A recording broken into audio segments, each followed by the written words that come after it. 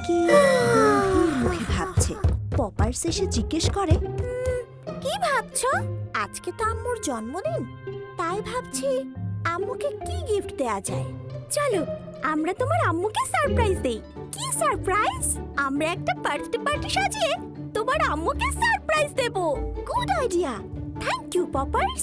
তারপর দুজনেই দৌড়ে চলে যায় কিচেনে কেক বানাতে। কিন্তু কিচেন কাভার্ড পিঙ্কি নাগালে পায় না।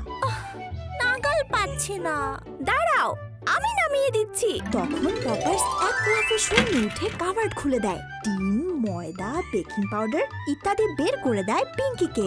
চিনির বয়ামটা নামাও পপার্স। চিনির বয়ামটা নামাতে গিয়ে পপার্সের হাত পিছলে যায়।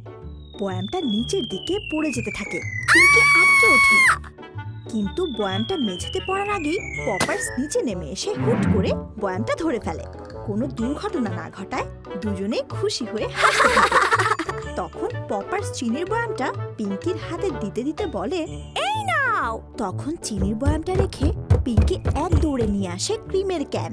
তারপর দুজনে মিলে তাড়াতাড়ি বার্থডে কেক তৈরি করতে থাকে।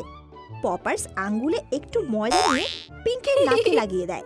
পিঙ্কি রাগ করার ভান করে পপার্সের গালে লাগিয়ে দেয় একটুখানি ক্রিম।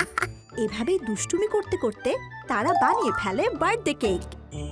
কেক বানানো হয়ে গেলে তার উপরে সুন্দর অক্ষরে পিঙ্কি লেখে, হ্যাপি বার্থডে আম্মু। এরপর তারা ঘরটা সাজাতে শুরু করে।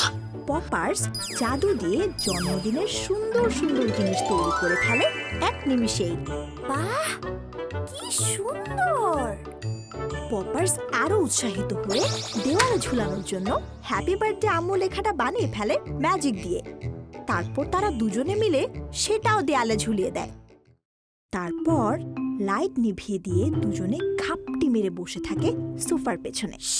তখন পিঙ্কির মা বাবা দরজা খুলে ঘরে ঢোকেন। তারা অন্ধকার দেখে একটু অবাক হন। পিঙ্কি ও পপার্স লাফ দিয়ে বেরিয়ে আসে। তারপর চিৎকার করে বলে, হ্যাপি বার্থডে আম্মু। ভীষণ খুশি হয় পিঙ্কির মা। বাবাও খুশি হয়ে হাসেন। পিঙ্কির মা বলেন, থ্যাংক ইউ। মা কেক কাটতে যাবেন।